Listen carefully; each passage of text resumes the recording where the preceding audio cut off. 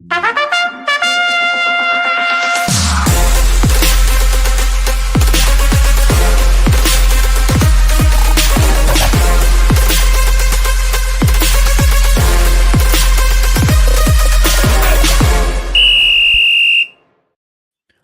to another episode of All Four Downs Podcast. It's the college football week 12 as we just got done watching the official top 24 rankings from the College Football Selection Committee. We're going to cover that and much, much more. Visit my website at cmgsportscentral.com for the latest podcast of your favorite major sports. We're going to move on to first down and do a recap of what was just announced on the top 25.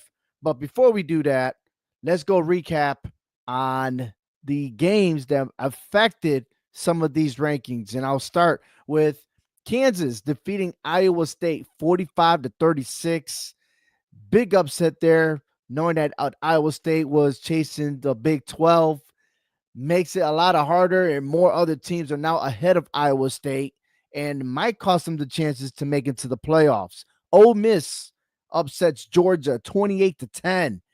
Georgia may be looking outside, in the bubble, trying to get themselves back into the playoffs. And they have a big game this weekend. Alabama 42, LSU 13. What a butt kicking that was. The Crimson Tide making a lot of noise. And Virginia defeats Pittsburgh. Big upset there.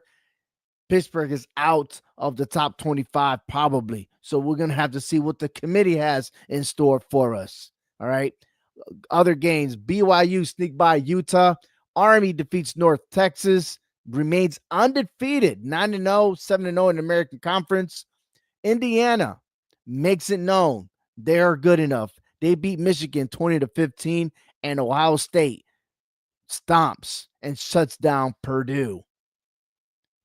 It's the college football playoffs. We're in that window, and we're only really a month away and a month and a few days away for the first game, the first round of the playoffs.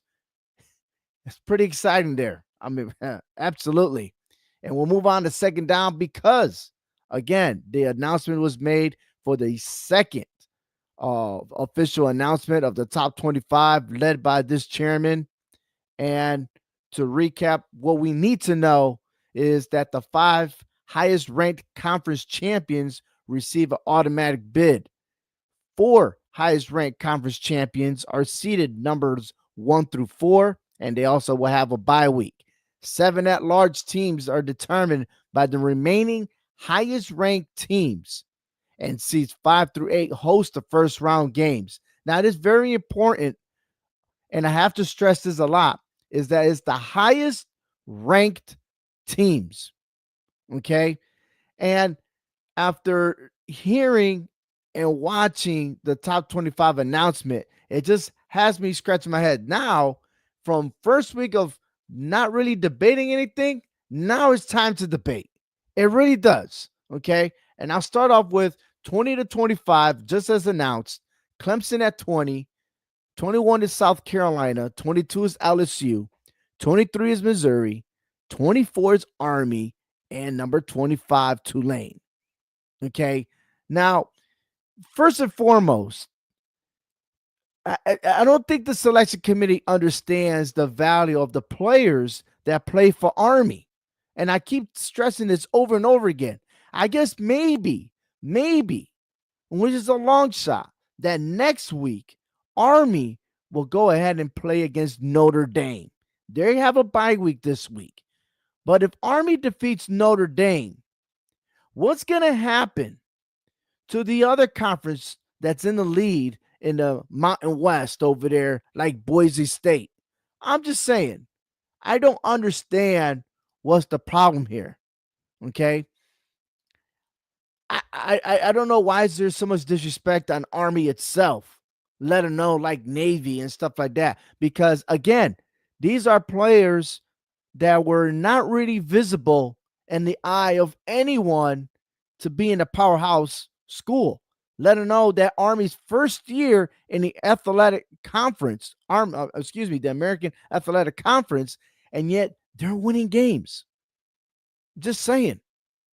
And they're more disciplined. That's why I'm hoping that Army go ahead and defeats Notre Dame next week. I am. Missouri ranked in the top 25. Why? Their points differential are negative within the SEC. Why do they deserve to be in the top 25? They got stomped twice, okay, within their conference, and yet their plays are not so great. I'm just confused. I really am. Okay. Are you adding a resume to the other teams that are ahead of them? I guess even though it's the top 12 teams in the playoffs, I guess when it comes to top 25 overall, it's not a difference at all. LSU drops down. Why? LSU got 3 losses. They should not be in the top 25. Okay. They had their chance and they blew it. They got stomped by Alabama. Why are they in the top 25? I'm scratching my head. South Carolina, it's more deserving than LSU. They're fighters. They're crawling everywhere. They do deserve to be in the top 25. I respect that. And then you got Clemson at number 20, ACC. Yep. There we go. Let's move on from that one. 15 through 19, Texas A&M, Kansas State, Colorado, Washington State, Louisville. Washington State, they cannot make it to the top 4. The highest ranking they could go is number 5 because Pac-12 is not an official conference. They only got 2 teams there, so they're not eligible to win any conference championship there. Okay. Colorado making big noise. I respect that. Kansas State. Okay. I get it. Not going to argue there. Texas A&M. I could argue. They're 7-2, but I could argue. I could argue to the fact that they're ahead of Alabama in the standings, but like they said, it's the highest ranking. Like they feel like these other schools are way better, but when we're talking about conference champions, all of a sudden, the standings doesn't count. It's pretty much it. We're just gonna disregard everything that's happening. We don't care. We don't care if the teams are in first place to acknowledge them. And you're going to see that moving on. We don't care about first place. No, none whatsoever. Because maybe the committee already has them as they're going to lose anyway. And that's a false, statement, right? Like you shouldn't have a mindset like that. But it is. It's true. Louisville, 6-3. The 3 embarrassing losses that they had this season, and yet they're ranked number 19 in the ACC. I'm just scratching my head. I don't know why Louisville's there. Clemson's on top of Louisville, but Louisville's there. I don't get it. Let's move on to the rest of the rankings. Okay. SMU is in first place in the ACC. But they still have Miami as a better team. Are we serious right now? I mean, little know that if the season was to end and we didn't have a playoff, SMU's in first place in the ACC, not Miami. So let me know why Miami is still listed as number 4. Okay. Number 4. I don't understand. Yeah, overall, they're ranked number 9, but they're placed as a top ACC team. How can you vote? How can you at least explain to me why Miami? I can understand if they were still undefeated, but they're not. They lost. SMU is still there. SMU is the top team. I'm going to repeat myself over and over again. I just don't understand. Somebody help me understand this. SMU is 5-0 in the ACC. Miami is 5-1. SMU has a better defense than Miami. Yeah, Miami could high score and everything, but when it counts, when it counted, when they made the announcement that They're there. They lost to Georgia Tech 28-23. They lost to Georgia Tech. You don't lose to Georgia Tech, but they did. Somebody help me, please understand that. Okay? I don't get it. And that's all right, I guess. By everybody's mean. But then you have SMU that beat Louisville. They beat Pittsburgh. Oh yeah. We want to talk about strength of schedule. There you go. SMU already beat top 25 teams. Miami has not played anyone. And I'd like to welcome Justin onto the show. Justin, I'm voicing my opinion as to why Miami it's in the quarterfinals getting a bye week where SMU is outside, the second team out, but yet they beat the top teams already. Yeah, thanks for having me again on again, Ovi. Sorry, dealing with some technical difficulties there. Yeah, I think with Miami still, because still being up there, atop the ACC. I wonder, yeah, because they SMU's got some close, has some better wins than Miami does. It is, it kind of feels like because Miami was still up there to begin the year that they kind of just haven't dropped them far enough. The way Miami's played the last couple of weeks, like they've been asking at beat the last couple of weeks, and it finally happened against Georgia Tech. So I do agree because SMU's been playing really well, and they've gotten better throughout the year. Like they struggled week 0 against Nevada on the road, but now they've been playing some really good football. Well, look, they close call against Virginia Tech, a close call at California, right? They found their ways. A big shootout versus Louisville. Florida State's not even a team to consider. I mean, they're garbage. Duke, I mean, I don't know what happened to them in the second half of that game, but you're right. Georgia Tech, 28-23, they lost. Their next two opponents will be Wake Forest and Syracuse. But then you look at SMU, okay? Undefeated in that conference, yet they defeated Pittsburgh. Yeah, their wins were not impressive against Duke, but they won. They found a way to win, just like the same thing I'll tell you about BYU. BYU found a way to win. Matter of fact, the referees gave that game to BYU by calling a pass interference. Come on, man. All right. But if you look at it, Louisville was in the top 25. They're ranked 22, and yet SMU beat them too. SMU defeated TCU, which is a rivalry game. And yes, the only loss that SMU got was against BYU, and that was 18-15 in week 3. A very competitive game, a very defensive game.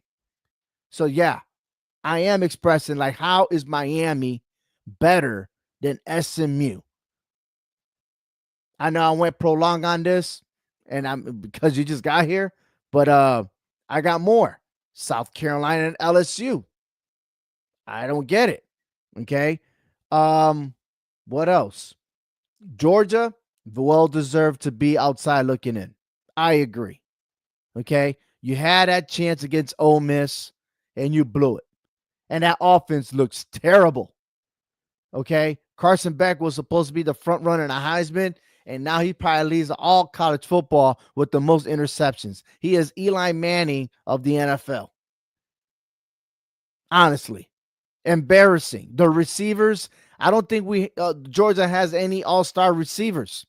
I think they all left already within the championship games. They won back to back. And I know it's hard to get back into the game. I know it is. But to sit there the way they played last year, which they got robbed from the playoffs last year, okay? That one loss to Alabama in the SEC championship. Then you come on this season and you can't even play. Their defense is outplaying the offense. I don't get it. Yeah, because they got that fumble, right at the beginning of the game against Ole Miss. They go down, score the touchdown, and that was it. The last 50 or so minutes, like Ole Miss was the much better team, and that Georgia team put up 600 yards against Ole Miss last year and embarrassed them, beat them by, didn't they put up 55, 56 on them last year? Like they destroyed them, and yeah, Carson Beck, I think he's like the last couple weeks, the last 4 games now, he's up to like 11 total interceptions. He's been bad. He's been brutal. And I I I actually, I thought going in that they would still have Georgia and over above Ole Miss because of the Ole Miss losses where they did lose to like a bad Kentucky team. So I was a little surprised that they did put them over Georgia. But yeah, like this Georgia team right now, they're not playing good football, and yeah, they don't have the weapons this year. Carson Beck looks broken, and does Kirby go to the backup and Gunnar Stockton at some point? Like Carson looks like he's got no confidence out there. Nah, I don't care which quarterback will be there. It's just there's no ignition there. None.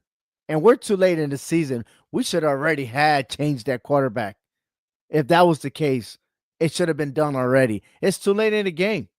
And yet they're going to ride with Carson Beck. They will. There's no sign of them changing them. Because what if the wide receivers are not doing their job, right? But then why would you throwing the ball at a small window where there's double coverage? It is what it is. But let's continue on because Indiana beat Michigan.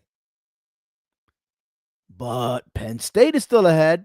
You got a Penn State team that could not score a touchdown against Ohio State. So let me ask you this. This week, is it this week or next week? Next week.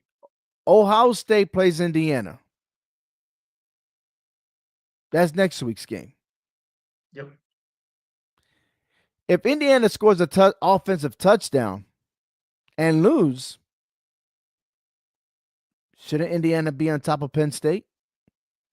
Just saying. You know what I mean? Indiana's undefeated. Yeah. I'm just scratching my head. Like, I don't understand why Indiana's not above Penn State. That's disrespectful. Yeah, I wonder if it's the strength of schedule. And I know Penn State's isn't great either. They do have that winning schedule, Illinois. But again, Indiana is winning big against these opponents. Yeah. Okay. Now I'm just curious to see, can Indiana pull an upset and defeat Ohio State? And if that's the case, then I expect Indiana to jump to number 5 seed. Oh, and then I would expect Indiana and Oregon showdown for the Big Ten Conference.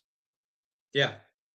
Yeah, absolutely. And those two absolutely will be there in Indianapolis playing for the Big Ten championship. And yeah, as long as Indiana keeps that thing competitive next week, especially too that it's in Ohio State, and obviously Ohio State played Penn State and in Happy Valley, so yeah, I could see it very possibly where Indiana, if they keep it close next week, they I think that line's like 9.5, 10. Like if they keep it within that range, I could see Indiana going ahead at Penn State, maybe not next week, but maybe the week after, because coming off a loss, I don't think they would, bring them up in the rankings. But yeah, because Indiana's, I know, yeah, they kind of struggled this week against Michigan, but I feel like everybody gets a mulligan. Like, can we call that Indiana's mulligan for right now, too, going the bye?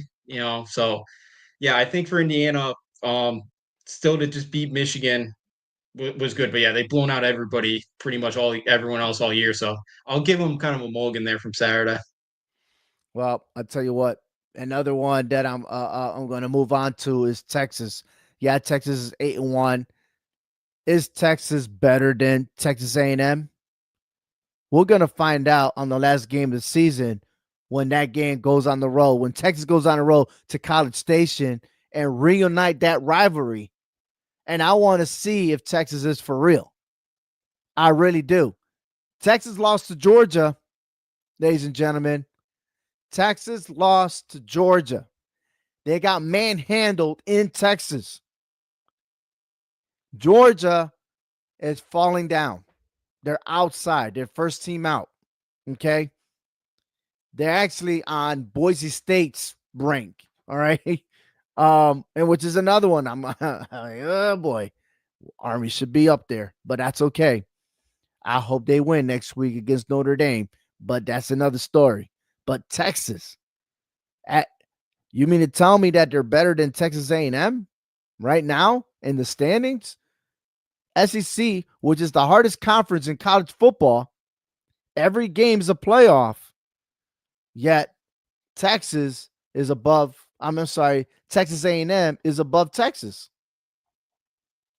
Looking at the standings, Tennessee and Texas A&M are 5-1. Texas Longhorns 4-1. Now we could argue out of the 3 teams. Well, there's still a one-loss team. We could argue right there. We can if you want, but Texas A&M should be in the top 12 until they lose again. Yeah. Tennessee is 3-0 and top 25, and then you have the Texas Longhorns are 3-1. So what I like I said, I don't understand why Tennessee itself is not holding that position. And I understand. Remember, they got to be conference champions. So what does that mean? We're going to add more fuel to the teams that are not properly positioned. And when it comes to the conference championships, I'm going to tell you, I told you so. I'm going to tell you. And I wouldn't be surprised that all 4 teams right now that are listed in the quarterfinals, that they all 4 lose the conference championship. And then we're going to have a big debacle as to who is going to be placed where. Oh, man, this is fire right now. Fire. That's what I got. In comparison, all right, before we make that comparison with my actual top 25 or my top 12, we have 4 Big Ten teams, 4 SEC teams. And like I had said Sunday on the podcast, is that the ACC has 1, the Big 12 has 1, and the Mountain West has 1. And Notre Dame is also in there, being independent. So it is Big Ten SEC stacked right now. And that's what it's going to be. Because the Big Ten and the SEC has more influence in its college football playoffs than any other conference. So, matter of fact, there's only 2 powerhouse conferences. That's what they're telling you right now, which is disrespectful for everybody else. Yeah. Yeah, because with the Big Ten SEC, and if they don't get their way too, they'll both take their ball and go home and go build their, they'll go they'll go separate from the rest of the country too. They'll make their their mega conference, whatever. So yeah, again, the SEC's got 8 teams of top 25. Like Missouri shouldn't be there. Like No, the 2 teams they played with the Pulse, they've gotten blown out both times. So yeah, their there's point always be difference was in the bias. negative, yet they still recognize them as a top 25 team, which is ridiculous. But in comparison, if you look at my top 20, my top 12 to compare to the college football committee, selection committee's top 12, you can see that I have Texas A&M at number 9, potentially them versus Notre Dame, Boise State versus Ohio State. I think that's the only one I got right, was Boise State still at number 12 seed, and Ohio State. I think that's going to stay like that for a while. Okay. Texas and Penn State should be a great game. But according to the committee, that's not so good. Penn State versus Ole Miss. I don't even got Ole Miss in the top 12. Ole Miss hasn't looked impressive. I got Ole Miss as the ones that they have to flop, right? They got a warning from the SEC commissioner about any other flops going on to delay the game. All right. And I don't even think that great. They make so many mistakes. So many mistakes. They're just as equivalent as Georgia. They are. Well, next week, it'll be a special hour, 7 to 8 p.m. Eastern Standard Time, for the 3rd time that the selection committee will announce the top 25. And maybe we have a clearer vision as to what's going on, if there's any changes. But I don't think there's going to be that much change. I don't think so. I don't think this week there's any changes. There's not that many big games. Well, maybe except for one. And that's the Tennessee versus Georgia. But other than that, I just don't see anyone else, any drastic moves when it comes to the top 25. All right. And we're moving on to 3rd down, because this is where we're going to make our picks. All right. And we'll start off with the game of the week. Tennessee versus Georgia. Justin, who you got in this game and why? I think I'm going to take Georgia in this one. I my one worry for Georgia in this one is Tennessee can rush a passer like Ole Miss can. So, if Carson Beck holds on the ball too long, makes some poor decisions. I could see Tennessee knocking them off, but I think you get an angry Georgia team after last week. So I'll take Tennessee to cover, but I'll take Georgia to win the football game. All right. I like that. Yeah, the points are -10 right now. I'm actually going to predict that the Georgia does win by 10 points. I think this is going to be a push. The biggest thing I'm trying to scratch my head on is, will it be over or under 48 and a half? What do you think? I'm probably leaning under because Tennessee's offense only averaged like 5 yards a play since SEC and their SEC conference games this year, and I think Tennessee's defense is legit. So I think it's a low scoring game. I kind of lean the under right now. Ooh, let me see. Well, 40 last week Yeah. against Mississippi State. They only had total of 47 points. Yeah, man, you're on point. I think I'm gonna be safe with you. I'm gonna agree with you. I'm actually taking the under on this one. All right. But if I go over, you're gonna pay me my money, right? $5? All right. $5? All right. Yeah, $5? sure. All right. Yeah. That Yeah, little yeah. little show I wager. yeah, sure. Why not? Listen, I'm gonna tell you some history right here. Okay, this is very important. Georgia versus Tennessee. Georgia's on a one losing streak, of course. Tennessee is riding high, 4-game win streak. And the last time Tennessee was riding high, they got shut down real quick, right? Georgia has won 7 straight games. Georgia has not lost 2 straight games since 2018 season, when there was the last game of the season versus Alabama and the Sugar Bowl versus Texas. In their regular season, back-to-back losses was in 2016. They lost to Ole Miss and they lost to Tennessee. Could this be a repeat of the 2016 season? And in that same season, that was Kirby Smart's first year as a head coach of Georgia. He did it twice, back-to-back losses. The second time was Vanderbilt in Florida. Okay. The next 2 games will be Georgia will faces UMass and Georgia Tech. And for Tennessee will be UTEP and Vanderbilt. And I think Tennessee has a harder schedule than Georgia for the next 2 games because Vanderbilt is making a lot of noise. But on that note, I am taking Georgia for the win. Absolutely. Let's move on to our next game. Oregon versus Wisconsin. The O's has won 3 straight games against Wisconsin. You know, they're tying it up 3-3. Both those wins, 2 of those 3 wins come in the Rose Bowl. So the only common factor on this is that both these teams play Purdue. Oregon beat Purdue 35-0, and Wisconsin won 52-6. So I ask you, Justin, who you got? I got Oregon to cover this one. I think they get up early like they have been the last couple weeks. And I think because this is Oregon's 8th straight game and they'll have a bye next week, I think they get up early, kind of just go on cruise control and get ready to go into the bye. Wisconsin, yeah, they look good for 3 weeks since Purdue, Rutgers, and Northwestern, but the last couple against Penn State and Iowa, it's been pretty tough sledding. So I think Oregon again just kind of just gets up early and goes on cruise control in this one. Well, Justin Del Rio will not be with Wisconsin as he resigned overseeing Wisconsin football after he got a OWI, which means he was drinking and driving. Okay. Um, Wisconsin has not done good against top 25 teams. At the minimum, they gave up 15 points, 17 points, and 32 points. So with that, I'm going to get Oregon. I'm going to cover those 14.5. Oregon wins big on the road in Wisconsin.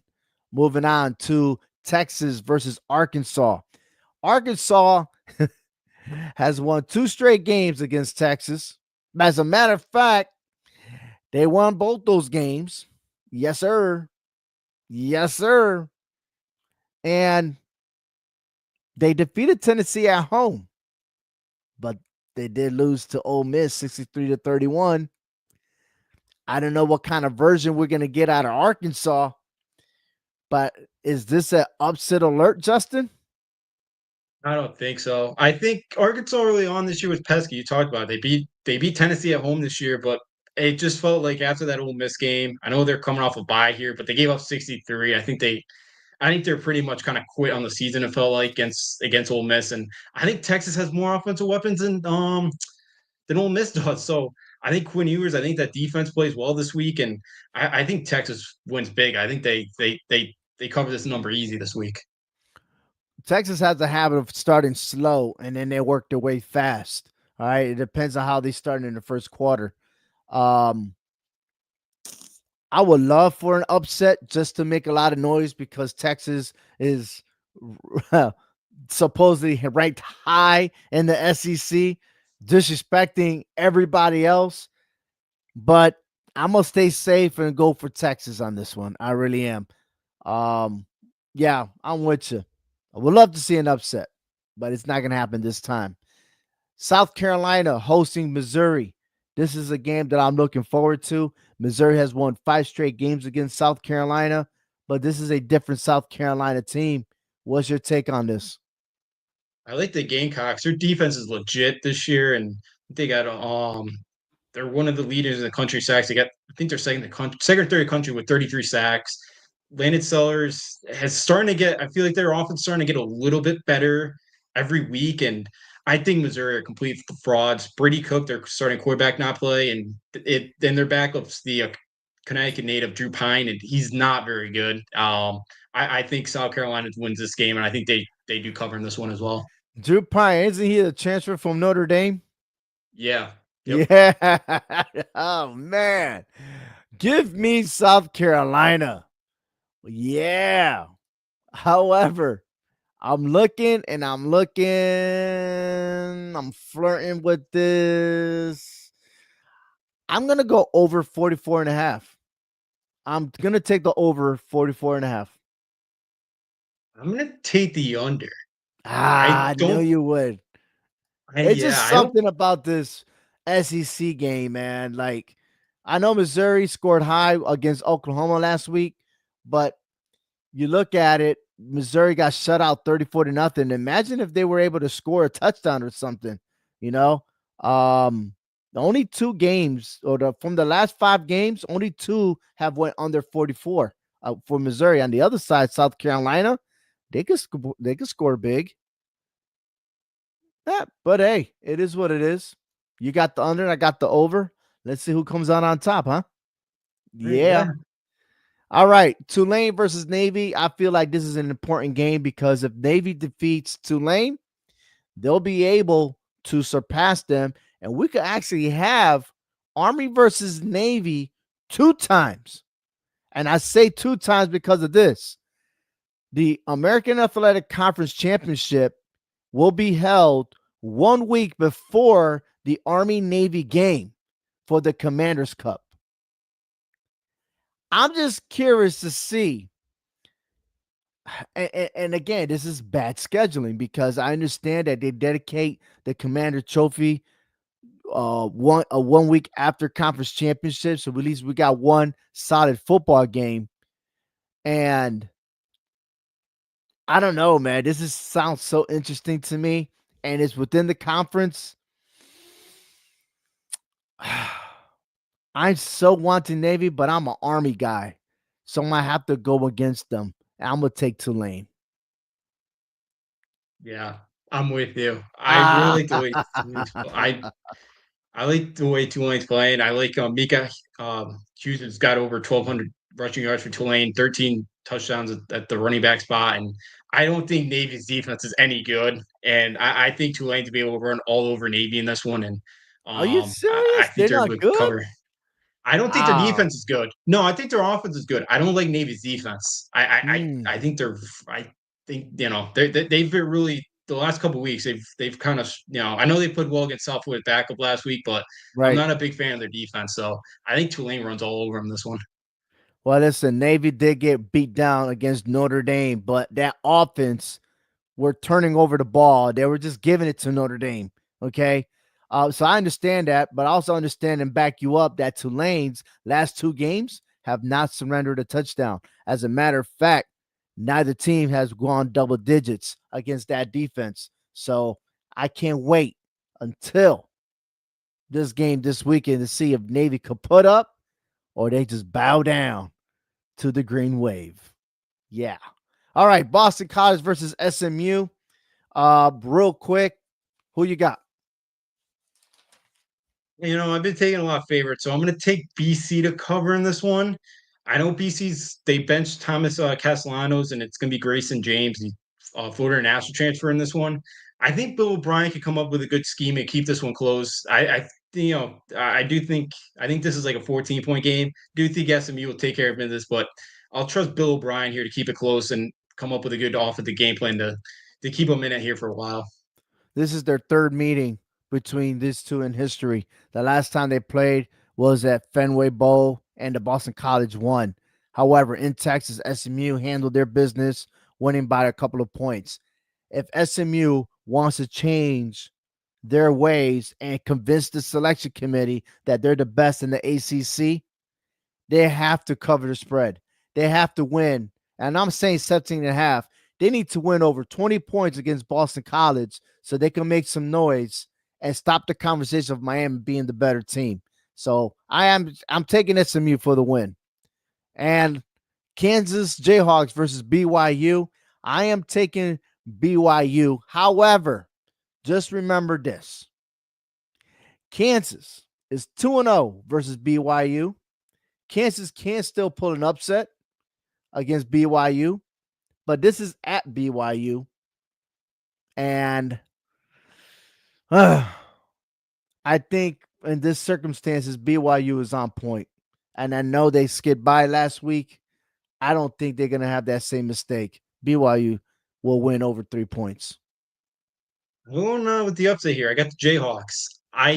The Jayhawks are starting to play better. Again, they've lost a ton of close games. Illinois won the UNLV game; they only lost by 3. Illinois they lost by 6. West Virginia lost by 4.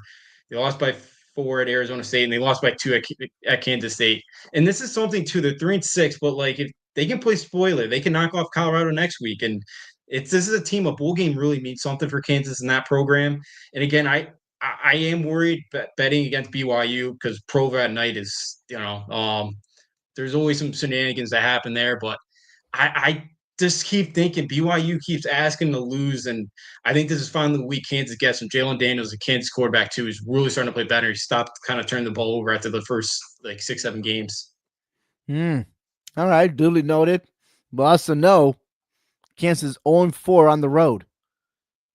So, all right, you got Kansas, got BYU, and lastly, Boise State versus San Jose State. I got Boise State on this one. They got to impress me, and their favorite 13 and a half. They better win, or I'm going to make some noise and say that this is fraud of having Boise State taking up a spot in the top 12. Yeah, I think San Jose State keeps this one close. I'm going to say they cover here. Could be like a sleepy spot here for Boise. You're going to, San Jose State. The high not going to be packed in there.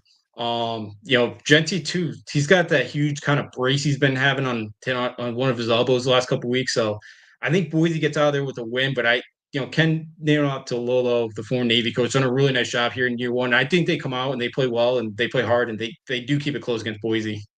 Well, I mean, Boise got to do something because they dropped one slot. Okay.